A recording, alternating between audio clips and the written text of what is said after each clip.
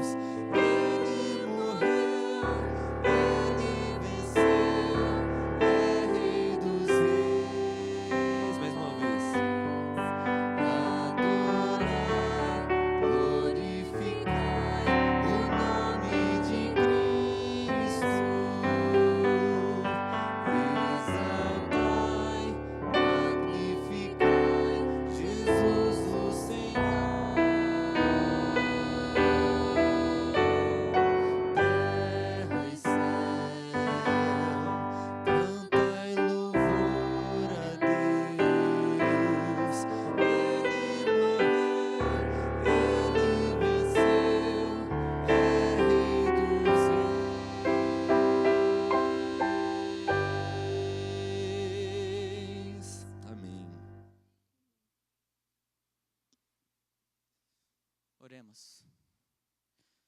Nosso querido e amado Deus que estás nos céus, te louvamos, te engrandecemos, Senhor, porque o Senhor é bom e a sua misericórdia tem durado em toda a eternidade. Queremos entregar a nossa vida em tuas mãos nessa noite, rogamos o teu perdão e que o Senhor nos preencha com o teu Santo Espírito, que possamos ser alimentados, que a nossa ansiedade, os nossos conflitos sejam depositados sobre o Senhor e que possamos receber a tua paz, que possamos receber a porção da tua graça no nosso viver. É o que te pedimos, ó Deus, em nome de Jesus. Amém, Senhor. Muito bem, mais uma vez queremos desejar uma boa noite a todos. Nesse momento, como de costume, no culto de quarta-feira, vai ser nos dado a oportunidade de nos reunirmos em grupos pequenos para compartilharmos de bênçãos, compartilharmos aí das coisas boas que aconteceram nessa semana e também estarmos compartilhando aí pedidos de oração através de planos e também pelos comportores, pelas pessoas que estarão saindo nas férias agora. Queremos nesse momento convidar a igreja a se reunir nesses grupos pequenos. E em torno de 10 minutos, mais ou menos, estaremos reunidos em grupos fazendo esse momento de oração. Ao final desses 10 minutos, eu estarei aqui finalizando com uma oração de joelhos. Que Deus os abençoe.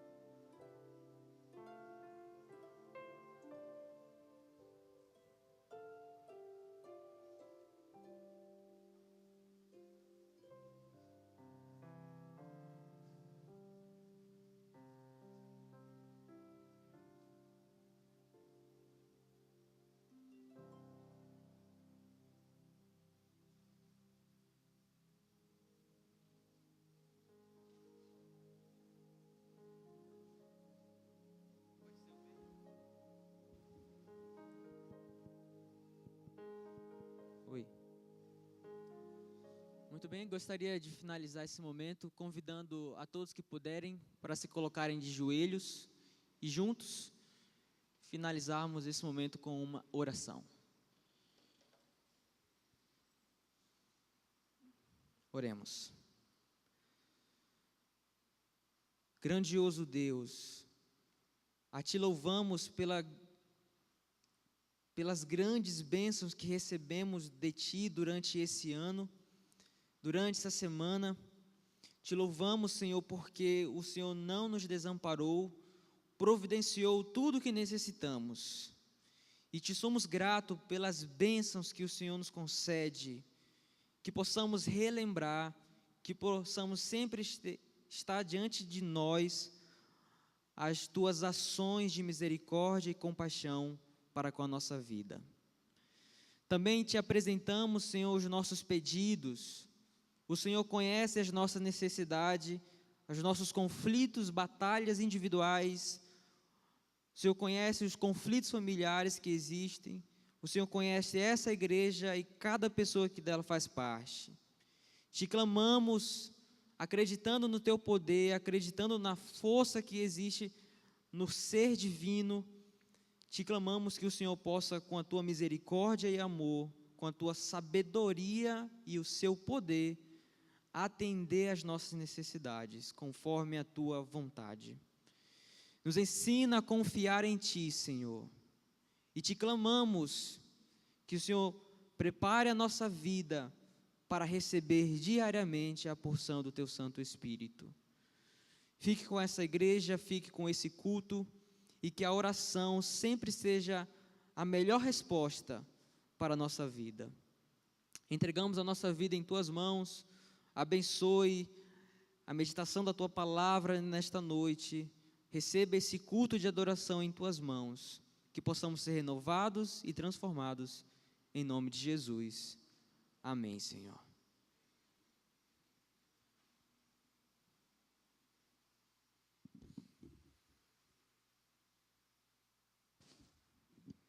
Chegamos no momento mais que especial do nosso culto, o ápice, o momento que nós vamos adorar a Deus com a nossa fidelidade. Nós vamos adorar a Deus com tudo aquilo que somos, tudo aquilo que temos. Às vezes, nesse ano de 2017, muitas vezes passou em nossa mente a grande dúvida: será que vamos conseguir terminar a nossa igreja? O projeto, ele se concluiu desde os ar-condicionados até o fim, R$1.700.000. Foi muito dinheiro. Destes, 1 milhão veio da igreja. Para aqueles que todos os anos acompanham os relatórios dos cultos, dos últimos dias do ano, sabem que a igreja não tinha 1 milhão em caixa. E muitas vezes nos perguntamos como nós conseguimos. Os outros 700 mil veio da divisão, veio da união e veio da associação. Como nós conseguimos, como igreja, honrar com R$1 milhão? Muitos dizem que não sabemos. Eu já sei, através da nossa fidelidade. De repente você está aí nesse banco e fica se perguntando: nossa, o meu R$5, o meu R$1 fez uma diferença? Fez. É Deus que multiplica. Apenas basta você ser fiel naquilo que você tem. Seja fiel e generoso com Deus. Nunca perca isso de vista, que Deus vai multiplicar e fazer prosperar os desafios que a igreja tem para enfrentar. E seja fiel como o meu pastor, aprendi com o meu pastor Herbert, seja pactuante. A fidelidade é através do pacto. O pacto nós compartilhamos com a missão também. Não é tudo que fica na igreja. E mesmo compartilhando com a missão, 40% sai, 60% fica na igreja, é dividido entre os departamentos. Mesmo com esse desafio, Deus nos abençoou e nos honrou grandemente com essa linda casa de oração. Que possamos ser fiéis em tudo e que Deus venha honrar a sua vida, os seus estudos, a sua saúde, porque primeiramente você deu um passo de ser fiel a Deus e Deus sempre será fiel com vocês. A partir deste momento, os diáconos estarão passando a salva e as visitas sintam-se à vontade.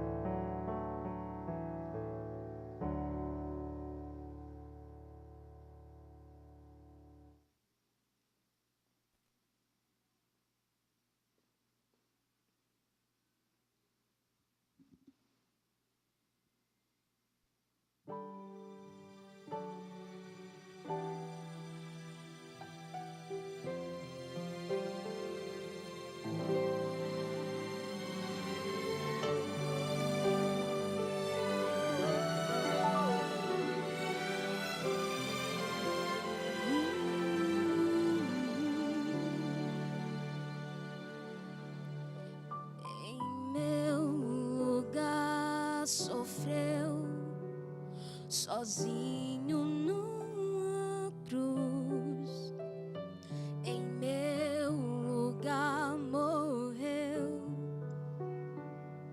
só para me salvar. Em meu lugar suportou tanta dor, Cristo se deu por mim. Não há maior amor, só Ele me ama assim. Jamais entenderei, sei que não posso merecer. Desejo servi-lo com meu coração e tê-lo junto a mim. Não há maior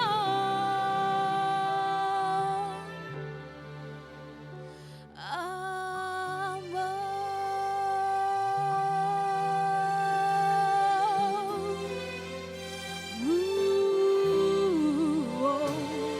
Não sei agradecer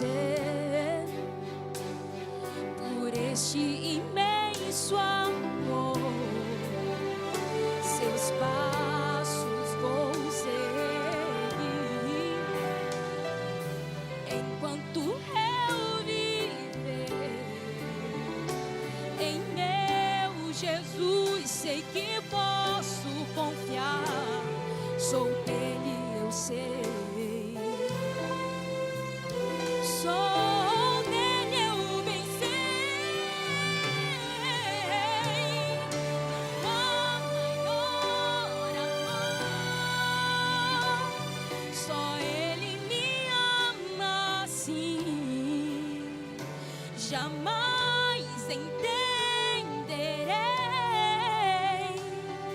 Sei que não posso merecer, desejo servi-lo com meu coração e tê-lo junto a mim, o seu amor.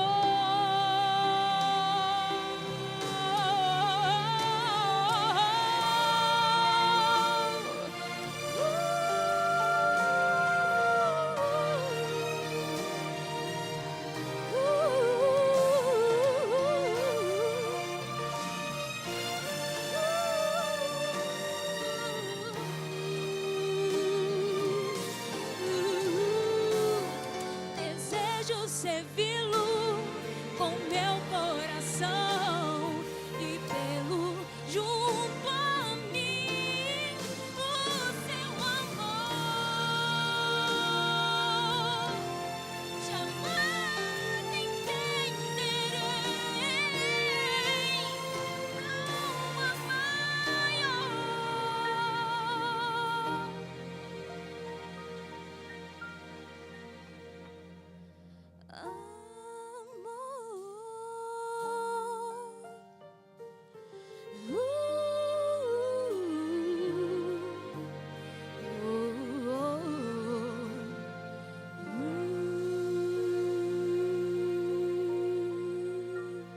Amém.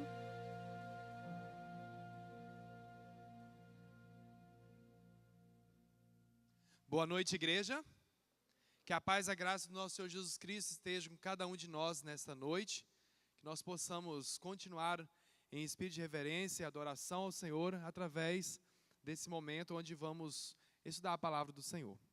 Deus possa estar com cada um de nós e que o pregador seja usado por Cristo para trazer uma mensagem para a edificação da igreja e também para a vida dele, do pregador. Que Deus nos abençoe. Estou muito feliz por estar terminando o meu curso de teologia, juntamente com a minha esposa, por ter passado aqui esses 4 anos. É um misto de sentimentos, né? A gente está feliz porque terminou, porque está indo embora, já sabemos, né, na região que vamos trabalhar. Um pouco triste porque alguns colegas ainda estão nesse impasse de saber se para onde vai. Então a gente fica, muitas emoções. Triste também porque estamos indo embora, deixamos muitos amigos, fizemos muitos amigos aqui. Alguns deles a gente nem sabe quando é que vai voltar a vê-los, mas Deus está cuidando de nós, cuidou da gente aqui, até aqui, e a gente confia que Ele vai continuar cuidando em cada momento de nossa vida. Eu quero falar nessa noite sobre Jesus, a pessoa mais importante que nós devemos, buscar. Estamos aqui, eu creio, para buscar a Ele. Estamos aqui não porque viemos ver o amigo, ver uma amiga, ou ver o pregador, ou somente estrear um sapato novo, alguma coisa do tipo. A gente veio aqui para ter um encontro com Cristo. Nós viemos aqui para louvar e bendizer a Cristo. Por isso eu escolhi falar da pessoa de Cristo essa noite. Mas sabe, quando a gente quer falar de algo que a gente quer ter para a nossa vida, ou quando a gente quer ter esse algo, essa alguma coisa em nossa vida, nós devemos conhecer, saber do que se trata isso que a gente tanto quer para a nossa vida. Por exemplo, você quer comprar um carro. Você não liga para alguém por telefone e fala o carro que você quer e faz os acertos, depois você vai lá e busca o carro e leva para você. Você vai lá, você olha se o carro tem o espaço que você gosta, você olha se ele tem potência no motor, você faz um test drive, principalmente se for um carro usado. Você vai querer saber se as condições de motor, da conservação do carro está legal. Então você é assim, a gente é assim, a gente gosta de experimentar, conhecer aquilo que a gente quer para a nossa vida. Se você vai morar vai construir, vai comprar um terreno para construir sua casa, você vai olhar se as condições ali é legal, se o vizinho não vai te incomodar, o tipo de ambiente que tem em volta, se é um lugar que se chover muito vai alagar, ou se vai cair uma encosta, um barranco. Você é assim, a gente é assim. a gente, né, experimenta aquilo que a gente quer ter para a nossa vida. E sobre Cristo? Será que nós realmente estamos experimentando, estamos conhecendo esse Cristo a qual nós queremos tanto para a nossa vida, né? Será que nós conhecemos Ele? Qual é o relacionamento que nós temos com esse Cristo, da qual nós pregamos, da qual nós viemos aqui nessa noite ter o encontro com Ele? Qual é o nosso relacionamento? E aí eu quero fazer uma pergunta, essa mensagem dessa noite, direcionar uma pergunta para você e para mim responder. Quem é Jesus para você? Não responda para mim aqui, responda você mesmo, para você mesmo. Quem é Jesus, né, para mim? Quem é Jesus para você? Sabe, muitas pessoas têm um relacionamento com Jesus igual a gente tem com caixa eletrônico. Quando a gente precisa de um dinheiro, de alguma coisa, né, para resolver um problema, e aí você vai lá, pega o seu cartão, vai lá no caixa eletrônico, saca aquela quantia que você precisa para resolver o seu problema ali, e depois você vira as costas para aquele caixa, e você vai fazer ali as suas coisas, né? Hoje nós temos o Internet Bank, então vamos também comparar a você quando vai ali, acessa o sistema, faz as transferências, faz ali as suas, né, os seus pagamentos, e depois você deixa aquilo para lá. Você só vai voltar a ter esse tipo de encontro com o caixa eletrônico ou com o banco, enfim, quando você precisar de novo. E muitas pessoas relacionam assim com Jesus. A coisa começa a ficar feia, começa a apertar, a situação começa a ficar difícil, ele corre até Jesus, ele vai buscar a Cristo, ele vai, né, fazer tudo o que deveria fazer ao longo da sua vida. Depois, quando Jesus resolve os seus problemas, ele vira as costas para Cristo e vai vivendo a sua vida dissolutamente como vivia antes. Outros preferem ter um relacionamento com Cristo assim. Ah, Jesus está lá no céu, poderoso, né, Filho de Deus, é um Deus que está lá no céu, que vai julgar o mundo, né, e eu sou pecador, sou tão indigno, então eu prefiro esse negócio de Bíblia, é melhor deixar para o pastor, para o sacerdote, né, para alguém aí, né, um religioso, um evangélico, um católico que seja, enfim, um padre, alguém assim, mas eu sou pecador, miserável, deixa eu quieto aqui, Deus está lá. E se Deus quiser me salvar, Ele me salva. Tem pessoas que vivem a vida assim, tendo esse tipo de relacionamento com Cristo, né? Com aquele medo assim, então deixa Jesus lá, eu aqui, se Ele achar que me salva, no final Ele resolve. Se não, fazer o quê, né? Mas sabe, qual é o nosso relacionamento com Cristo? É disso que vamos falar nessa noite. Eu convido você a abrir a palavra de Deus no livro de Mateus, no capítulo 14. Nós vamos meditar em alguns versos nessa noite. E aí eu quero fazer 2 exercícios com você. O primeiro é que você mantenha a sua Bíblia aberta em Mateus 14, porque nós vamos trabalhar aqui no texto de Mateus 14. Depois nós vamos rapidamente abrir em João capítulo 6, mas vamos voltar para Mateus 14. Então, se você quiser ir em João capítulo 6 quando eu mencionar o texto, você vá, mas volte depois para Mateus 14, tá ok? Marque aí com a fitinha, com um marca-texto, com a caneta, com o seu dedo, enfim. Antes vamos orar. Amado Deus, amado Pai, já entregamos a Ti os nossos louvores, nossos agradecimentos, nossas petições, a nossa oferta, o nosso dízimo. E agora também, continuando nessa entrega, entregamos agora a nossa reverência para ouvir a Tua palavra, participando assim, meu Deus, dessa adoração ao Senhor. Fale através dela o nosso coração, mude a nossa vida, traga, meu Deus, para a Tua igreja nessa noite, algo que venha edificar a cada um de nós. Eu te peço isso em nome de Jesus. Amém. Mateus 14, antes de nós lermos alguns versos, eu quero falar o contexto que está aqui. O verso 12, na verdade, ele vai dizer assim. Vamos ler e depois eu vou fazer o contexto para nós entrarmos nos demais versos. Então vieram os seus discípulos e levaram o corpo e o sepultaram. Depois foram e anunciaram a Jesus. Do que se trata o contexto? Depois vamos prosseguir.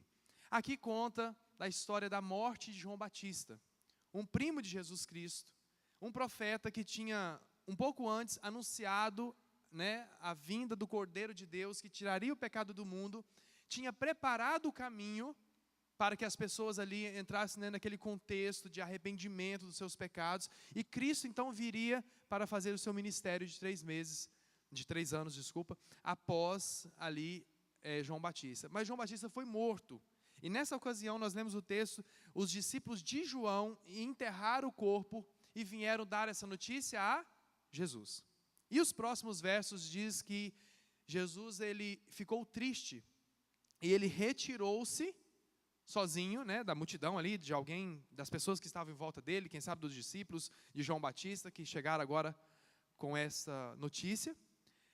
Então ele se retirou, pegou um barco e começou então ali a atravessar o barco para um outro lado. Só que a multidão, por essa ocasião, já estava conhecendo um pouco da fama de Jesus. Jesus já tinha feito alguns milagres, vamos dizer assim, né? Já estava ali ficando conhecido por aquelas pessoas como alguém que já resolvia ali o problema de alguns, já curava alguns, já fazia transformação de água em vinho, enfim. Jesus já tinha feito alguns milagres. A multidão já estava seguindo a Cristo, interessada em receber ali uma bênção, quem sabe uma bênção financeira, um problema de saúde, alguma coisa ali dessa vida passageira. E quando Jesus entra nesse barco e vai retirar-se sozinho e ele chega na praia, quem estava lá esperando Jesus? A Bíblia diz que uma numerosa multidão estava ali já esperando Jesus. Jesus querendo ficar sozinho, quando ele chega, já tinha ali uma multidão de pessoas. E a Bíblia diz que quando Jesus vai desembarcar, ele olha para aquela multidão e teve compaixão da multidão. Teve compaixão. Ou seja, ele deixou de lado aquilo que ele tinha retirado, né, para resolver ali um momento seu, porque Jesus era Deus, mas era também humano, e ele tinha suas emoções, e agora deixa aquilo de lado e ele vai resolver o problema da multidão. A Bíblia diz que ele teve compaixão, compadeceu. Não teve somente dó, pena, tadinho deles. Mas a palavra aqui usada é como se ele tivesse se colocado no lugar das pessoas. E aí ele começou a ver ali as necessidades, começou a curar os enfermos. E aí, no final, aquela história tão conhecida, onde os discípulos falam: Senhor, já está ficando tarde. Manda que os discípulos manda que as pessoas vá embora para suas casas, porque elas têm que comprar alguma coisa para comer. Daqui a pouco vai ficar escuro e elas não vão ter um lugar para comer, um lugar para, né, para resolver seu problema ali da fome. E aí Jesus fala, né, vocês mesmos dão aí o de comer para eles. E eu fico imaginando os discípulos olhando para Cristo, falando: como assim, Senhor? Né? Nós aqui somos pescadores, camponeses, como que nós vamos alimentar uma multidão tão grande dessa? Imagina se fosse hoje, uma multidão aí de aproximadamente 15 mil pessoas, num prato feito aí de R$7, se fosse, vamos comparar assim, ia dar, né, muito dinheiro para eles ali comprarem comida para aquelas pessoas. Como assim, Senhor? Mas André, a gente sabe da história, André ele vai, encontra um menino, traz ali para Jesus um lanchinho daquela criança, 5 pães, 2 peixinhos, e Jesus ergue as mãos para o céu, multiplica ali o pão, coloca ali, distribui nos cestos, e aquilo alimenta aquela multidão, a qual a Bíblia diz no verso 21, e os que comeram foram cerca de 5.000 homens, além de mulheres e crianças. Os homens foram contados aqui, 5.000, cerca de 5.000. Mas a gente sabe que num lugar onde tem homens, uma concentração de crianças e mulheres é muito maior. A proporção sempre é maior. Você vai num enterro, você vai num aniversário, você vai num casamento, você vai no posto de saúde, vai na fila, onde tem festa social, encontro de pessoas, você vai ver ali uma grande quantidade de mulheres e crianças em comparação ao tanto de homens. E os estudiosos creem que se aqui tinham 5.000 homens, fora as crianças e as mulheres, aproximadamente aí entre 10 a 15 mil pessoas foram alimentadas por Jesus naquela tarde. E sabe, agora acontece algo muito interessante, e agora eu convido você a abrir a Bíblia em João, capítulo 6. Depois a gente vai voltar para Mateus. João capítulo 6, esse evangelista ele dá um outro detalhe que Mateus não deu aqui, mas João dá um detalhe assim no verso 14. É a mesma história, é o mesmo contexto, é o mesmo milagre, mas esse evangelista ele dá um detalhe a mais. No verso 14 do capítulo 6 de João diz assim: vendo, pois, os homens o sinal que Jesus fizera, disseram: este é verdadeiramente o profeta que deveria vir ao mundo. Sabendo, pois, Jesus que estavam para vir com o intuito de arrebatá-lo, para proclamarem rei, retirou-se novamente sozinho para o monte. E aí você volta então para Mateus 14, a partir do verso 22. Sabe, irmãos, aqui Jesus, ele observa um comportamento daquelas pessoas. Olha só que interessante. Jesus desce, encontra a multidão doente, enferma. Ele compadece da multidão, coloca-se no lugar dela, olha ali a situação e começa a curar os enfermos durante aquela tarde. Entre tantas outras coisas que ele fez, pregou, falou pelas pessoas, mas ele curou os enfermos. E não bastava somente isso, Jesus ainda fez o quê? Alimentou a multidão. E João disse que as pessoas começaram a olhar uns para os outros e falaram que esse é verdadeiramente o profeta, né? O Messias, aquele que nós esperávamos, que deveria vir para, né, resolver o nosso problema aqui, naquela região da Judéia. O contexto aqui, daquela época de Cristo, eles estavam numa província, né, a Judéia era uma das províncias romanas, e o Império Romano, ele massacrava um pouco ali, aquela época, não só a região ali da Judéia, mas outros do seu império. As pessoas estavam num jugo muito pesado, e eles queriam alguém para salvar eles daquelas condições. E agora eles olham e começam a ver alguém que eles começaram a conversar um com o outro, ó, vamos levantar esse homem aí. Esse é o homem, esse é aquele que nós esperávamos para resolver nossos problemas. Esse é aquele que a Bíblia, que as Escrituras disse que deveria vir ao mundo. Vamos proclamar ele rei. Jesus viu isso no interior daqueles corações. E eu creio que até no coração dos discípulos também. Porque nessa ocasião os discípulos ainda não tinham entendido o papel de Cristo aqui na terra. Eles foram entender isso depois da cruz. Até a cruz eles tinham um problema com isso. Tanto é que quando Cristo morreu e foi sepultado, eles desistiram. E foram pescar. Perderam as esperanças. Poxa, apostamos tanto nesse, esse era o nosso Salvador, foi crucificado. E voltaram a pescar, voltaram para a sua outra vida. Então até os discípulos não tinham entendido bem ainda o papel de Cristo. E eu creio que até os discípulos nessa época também estavam com essa dificuldade. E Jesus olha naquelas pessoas e ele retira-se de novo do meio daquelas pessoas. Porque não era a hora de proclamar ele rei. As pessoas estariam cometendo um erro. Estariam atropelando a profecia, estariam atropelando o plano de Deus. E Jesus percebeu isso no coração deles, por isso Jesus retira. E aí Mateus diz que, nesse contexto, Mateus capítulo 14, no verso 22, ele diz assim: logo a seguir, compeliu Jesus os discípulos a embarcar e passar adiante dele para o outro lado, enquanto ele despedia as multidões. Até os discípulos, Jesus não fez questão que tivessem em volta dele, na hora de despedir as multidões. Para evitar até dos discípulos, né, quem sabe, ficar ali, combinando já o próximo encontro, o mega encontro com aquele homem que fazia milagres. Né, imagina? Os discípulos olhando para os irmãozinhos ali da Judéia, amanhã Jesus vai estar lá em outra cidade. Vamos marcar aqui um jeito de proclamar esse homem, o nosso rei.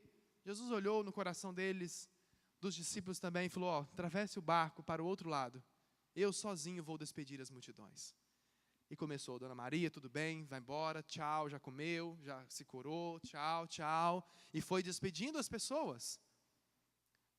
E depois, a Bíblia diz, no próximo verso, que despedidas as multidões, verso 23, subiu ao monte, a fim de estar sozinho, e caindo a tarde, estava ele só.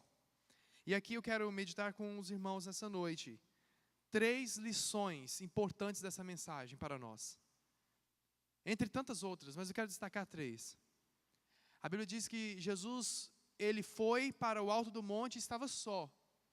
Portanto, os próximos versos vai dizer que o barco dos discípulos estava a muitos estádios da terra. Porque o vento era contrário, estava difícil o mar aquela noite, aquela tarde. As ondas, né, levando o barco para longe. Mas a Bíblia diz que depois Jesus foi ter com eles. E a primeira lição que eu tiro aqui dessa parte é que, por mais que os discípulos estavam longe, lá naquele mar da Galileia, de aproximadamente 20 por 10 de quilômetros ali, de largura e comprimento, né, no escuro, à noite, lá longe, aquele barquinho já miúdo, Jesus estava em contato com eles. Jesus não deixou eles se virarem para lá. Eles estavam passando ali um apuro, com aquela tempestade começou a surgir, e Jesus estava o quê? Lá no alto do monte. Mas quando Jesus foi ter com eles, ou seja, Jesus estava preocupado, Jesus estava em contato com eles. Eu quero dizer para você nessa noite que por mais difícil que esteja a nossa vida aqui nesse mundo, tem hora que parece que o nosso barco vai virar, nós não estamos mais aguentando a situação, está difícil, eu já não suporto mais as ondas dessa vida, mas saibamos nós que Cristo está lá no alto, no trono de Deus, e não nos perde de vista. Ele sabe do que está acontecendo conosco. Ele não é como os deístas acreditam, que nos abandonou à própria sorte, estamos aqui no mundo, onde Ele está lá no seu universo, e nós estamos aqui em outro, que não há interação. Mas nós podemos ter certeza pela palavra de Deus, que Deus Ele está em contato conosco, Ele sabe do que nós estamos passando, Ele está nesse momento no santuário celestial, intercedendo por nós. Ele é aquele que está realizando um trabalho até o dia, onde isso vai se encerrar e Ele vai vir nos buscar, mas enquanto isso Ele está ali intercedendo, sendo nosso mediador diante de Deus. Nós temos a quem nos agarrar, nós temos um nome, nós temos uma esperança. Não estamos abandonados nesse mundo, nessas águas, nessas ondas à própria sorte. Temos alguém a quem nós podemos confiar. E esse é Cristo Jesus. A Bíblia diz que o vento estava longe, o vento era contrário, o barco estava longe, o vento era contrário. Mas o verso 25 diz que na quarta vigília da noite foi ter Jesus com eles. E aqui nós entramos na segunda lição que eu quero tirar nessa noite dessa mensagem. Somente na quarta vigília da noite Jesus foi ter esse encontro com eles. Naquela época os romanos dividiam o tempo, a noite, vamos dizer assim, período escuro, em quatro pedaços de tempo, em 4 vigílias. Sendo que a primeira vigília começava ali, que escurecia o tempo, começava a escurecer ali pelas 6 horas até as 9 horas por aí fora da noite, 21 horas. Era a primeira vigília. Depois das 21 horas até ali a meia-noite, passando-se mais 3 horas, era a segunda vigília. Entre ali as meia-noite e ali as 3 da manhã, a terceira vigília. E entre as 3 da manhã até o dia amanhecer ali, o restinho de parte escura da noite, a quarta vigília da noite.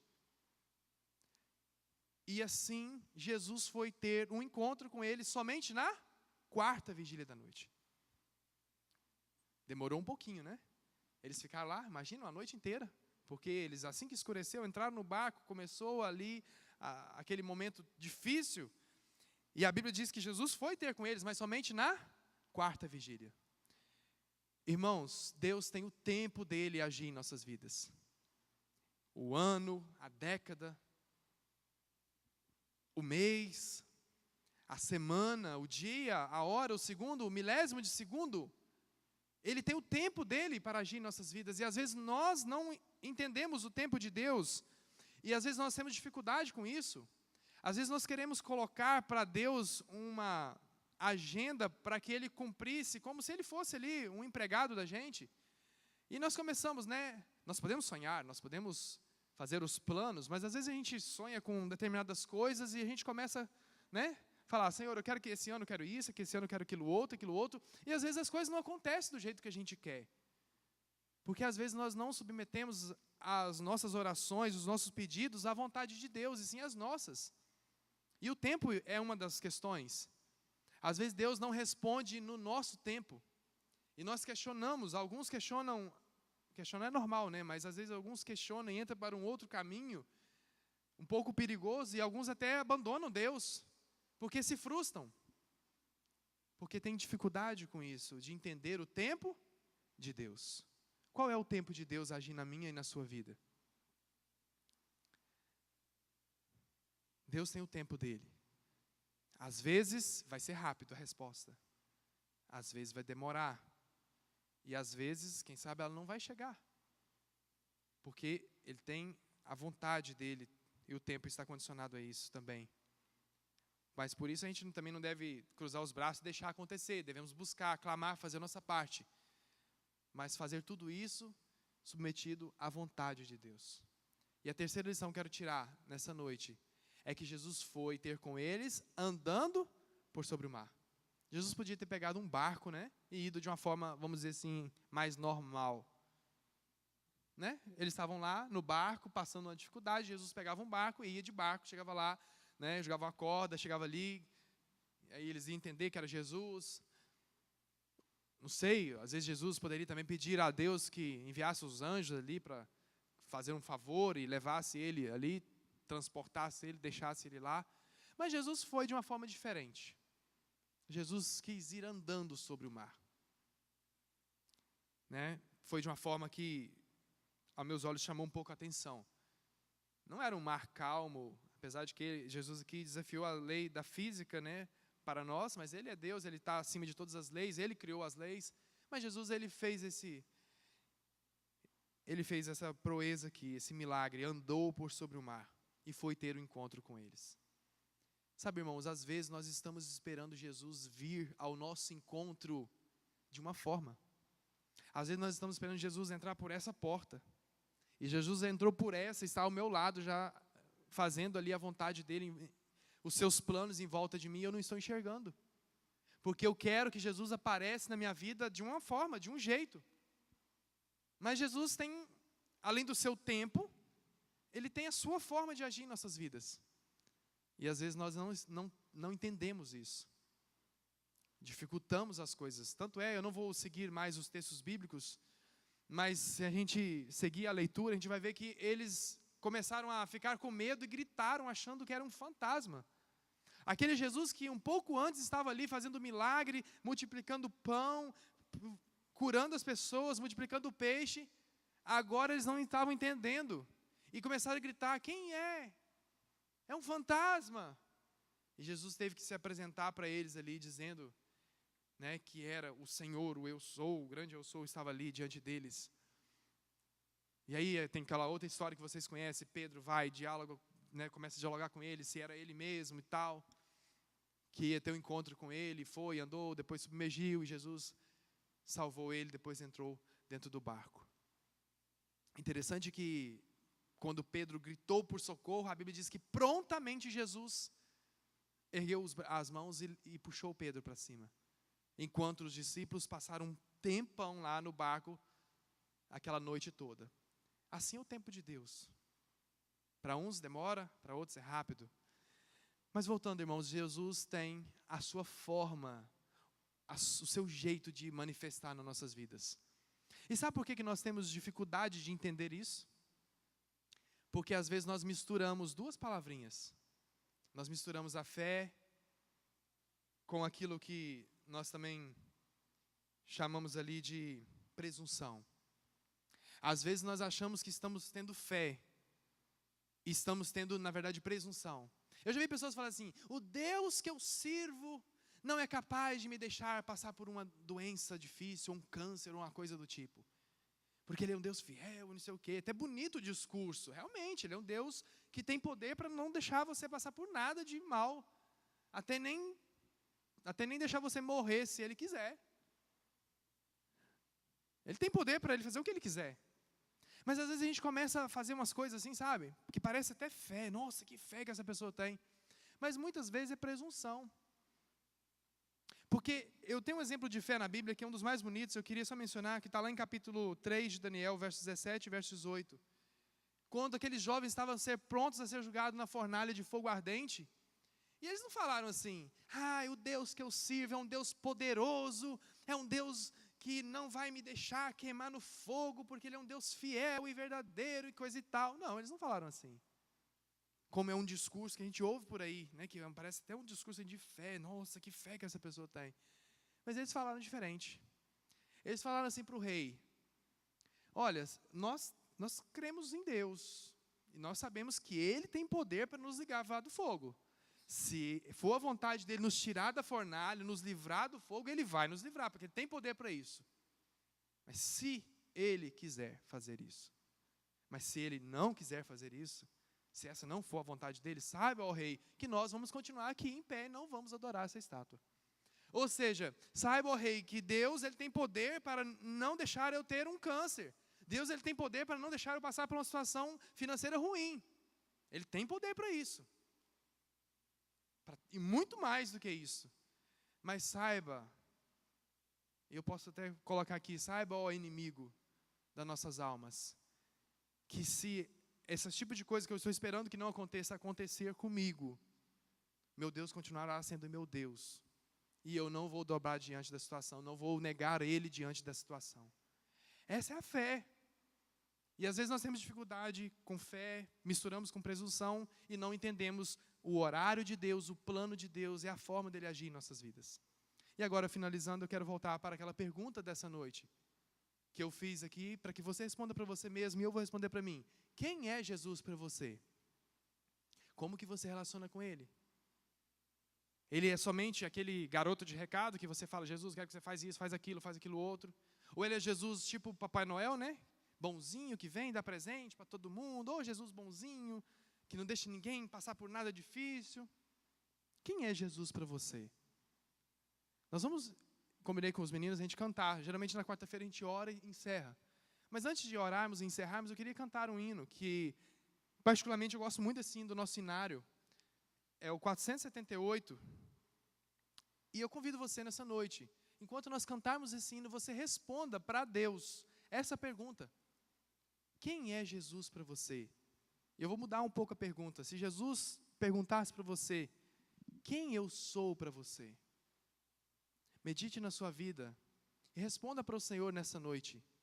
Que nós possamos, em nome do Senhor Jesus, entender aquilo que eles entenderam quando eles subiram para o barco. A Bíblia diz que verdadeiramente, né, eles se ajoelharam, adoraram a Jesus e disseram, verdadeiramente, Tu és o Filho de Deus. Não é somente um Jesus histórico que as pessoas conhecem por aí nos livros de filosofia, que debatem sobre Ele. Não é somente o Jesus que está no Facebook, que está no WhatsApp, no para-choque do caminhão. O Jesus que nasceu lá em Belém, que foi criado em Nazaré e morreu em Jerusalém. Não é somente um Jesus histórico que fazedor de milagres.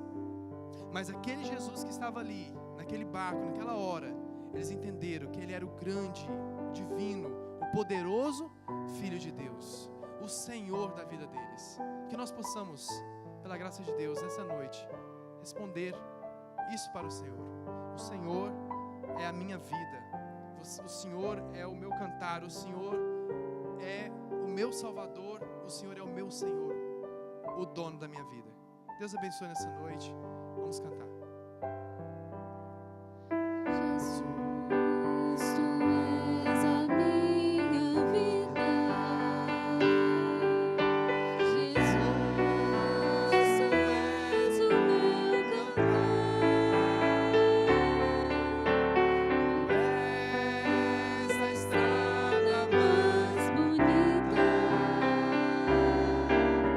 Por onde eu devo caminhar.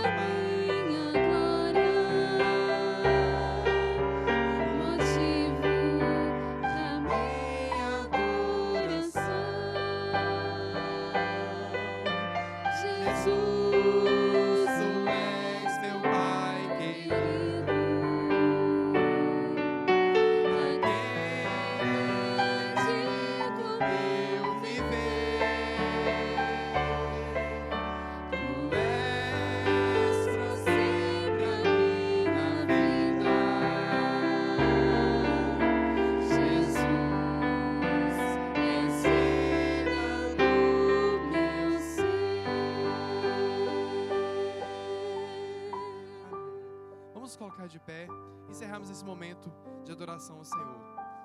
Jesus, Tu és a força que me inspira a dar louvor na provação. Se o barco da nossa vida estiver pronto a sucumbir, a virar nessas ondas agitadas desse mundo, nós possamos lembrar de 3 coisas. Temos um Senhor que intercede por nós, está lá no alto do céu, que está de olho em nós e interage com nós e cuida de nós. Ele tem o tempo dele de agir em nossas vidas e a vontade, e vai agir conforme a vontade dele, da forma que ele quer. Que nós possamos ter, diante disso, a humildade de submeter a nossa vida nas mãos desse Senhor e Salvador. Senhor, amado Deus e amado Pai, obrigado porque nessa noite nós tivemos a oportunidade de estarmos aqui na Tua casa de oração. Poderíamos ter escolhido ir para outro lugar, quem sabe descansar, ficar em casa, mas escolhemos, meu Deus, vir aqui mais uma vez, congregar com os irmãos e juntos louvar ao Senhor e entregar mais uma vez as nossas vidas nas Suas mãos. Abençoa, meu Deus, poderosamente a igreja do campus, para que ela venha, meu Deus, cada vez mais transformar as vidas das pessoas, as vidas dos alunos, dos universitários. Muitos deles, meu Deus, já estão nas férias, já estão viajando. Que o Senhor cuide deles a cada lugar, cada momento que eles passarem por essas férias. Que eles possam, meu Deus, conseguir os recursos necessários e voltar para concluir essa jornada. Abençoa os nossos pastores, nossos professores, os nossos funcionários. Cada pessoa, meu Deus, que coloca a sua vida empenhada na Tua obra aqui através desse campus da FADBA. Abençoa cada um de nós também que estamos indo embora. Que o Senhor também cuide do nosso caminho, assim como tem cuidado cada momento da nossa vida até aqui. Nós somos muito gratos ao Senhor por tudo isso e pedimos essas bênçãos em nome de Jesus. Amém. Que Deus te abençoe, que você possa ter um bom restinho de semana na presença do Senhor. Boa noite, obrigado, Robinho.